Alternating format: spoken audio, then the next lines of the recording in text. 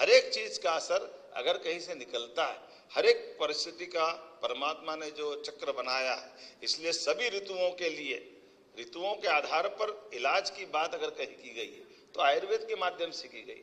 हर ऋतु का आनंद है। मौसम 3 हो सकते हैं लेकिन ऋतु तो 6 हो सकती है, और ऋतुओं के आधार पर पूरे वर्ष की गणना और कितने प्रकार से इलाज करते हैं।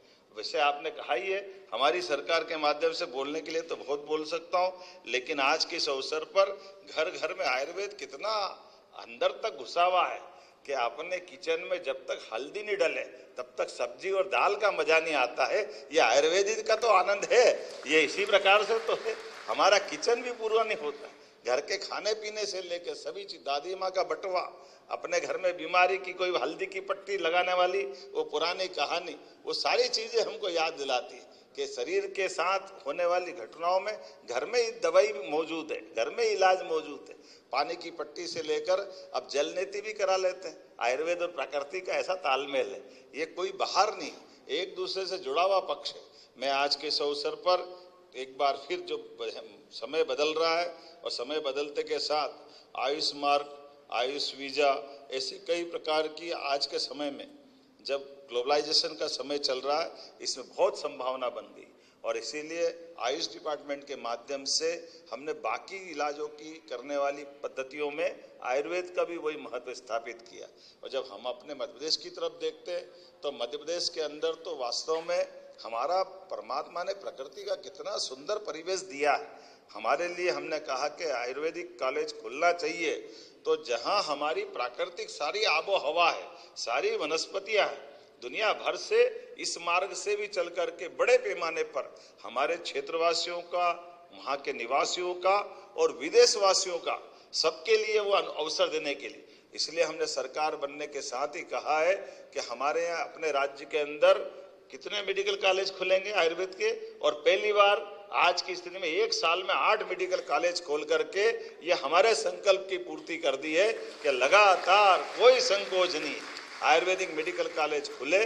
और इसीलिए एक नहीं कितने प्रकार से इसको प्रोत्साहन दे रहे हैं। जब मैं आपसे बात कर रहा हूँ तो हमारे ऐसे ऐसे जगह पर आयुर्वेदिक कॉलेज के साथ साथ बहुत सारी सौगातें भी दे रहे हैं। तो आज मैं कुछ चीजें बताना चाहूंगा। जब आयुर्वेद दिवस पर मध्य प्रदेश को 12 आयुष अस्पतालों की सौगात दे रहा है, जोरदार अभिनंदन करो। आज के इस अवसर पर प्रदेश जब हेल्थ एंड वेलनेस का केंद्र बन रहा है, ऐसे में ये ऐतिहासिक कदम हमारे लिए प्रोत्साहन करने वाला रहेगा। आज आयुष वेलनेस टूरिज्म को बढ़ावा देने के लिए आयुष और पर्यटन विभाग के माध्यम से 50-50 बिस्तर के 2 और 10-10 बिस्तर के 10 अस्पतालों का MOU भी संपन्न हुआ है। मेरी अपनी ओर से बधाई देना चाहूंगा दोनों विभागों को, टूरिज्म को भी और आयुर्वेद डिपार्टमेंट को भी। आयुर्वेद वेलनेस टूरिज्म के माध्यम से उज्जैन खजुराहो में 50-50 बिस्तर के 2 नए हॉस्पिटल खोले जा रहे हैं। एक बार फिर बधाई देना चाहूंगा इस नाते। और 10-10 बिस्तर वाले छोटे अस्पताल पचमढ़ी, मंदसौर, आगर मालवा, चित्रकूट, चंदेरी, दतिया, सिंगरौली, ओरछा, ओंकारेश्वर, ताली वाली तो बजाओ, अलीराजपुर और बता रहा हूं। ऐसा लग रहा है कि ज्यादा बता रहा हूं मैं आपका प्रोत्साहन मिलेगा तो आगे बढ़ूंगा ऐसे में कैंसर के लिए भी हमारे पास बाकी इलाजों के साथ आयुर्वेद में भी बहुत अच्छा इलाज है। और कैंसर का ये नया जन स्वास्थ्य कार्यक्रम कारुण्य भी शुरू किया है, और आशा करता हूं कारुण्य के कार्यक्रम से इस मुश्किल वक्त में कैंसर के सभी रोगियों को, पीड़ितों को, उनके परिवार में ये बड़ा अपना रोल अदा करेगा। औषधि खेती के लिए भी टोल फ्री नंबर अब आज हमने यहाँ जारी किया है। मध्य हर्बल दर्पण पत्रिका का विमोचन हो ही चुका है, और इसके साथ साथ हर जिले के अंदर एक जिले में अभी जो 9 आयुष महाविद्यालय में जन स्वास्थ्य कार्यक्रम चल रहे हैं, इसको बढ़ाते हुए 51 जिले तक हम ले जाने वाले हैं पूरे प्रदेश के अंदर, जिसमें कम से कम 1 यूनिट खुलेगी। इस दिशा में हम आगे बढ़ रहे हैं। स्कॉच अवार्ड 2025 के लिए भी मैं आयुष डिपार्टमेंट को बधाई देना चाहता हूं अपनी ओर से। और जब आपकी अच्छे से प्रोत्साहन वाली ताली बजी रही तो कुछ घोषणा भी बनती है, करना चाहिए कि नहीं करना चाहिए?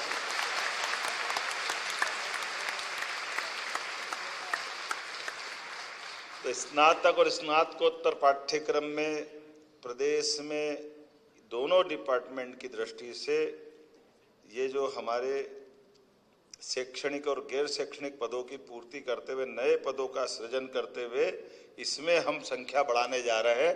विभाग को बधाई देना चाह रहा हूं।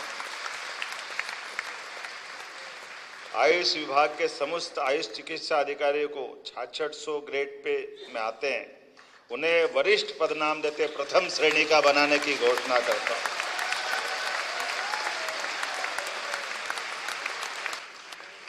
स्वास्थ्य विभाग की तरह आयुष विभाग के विशेषज्ञ और चिकित्सा अधिकारियों को शैक्षणिक संवर्ग के सम्मान और चयन वेतनमान टीएसीपी योजना लागू की जाएगी।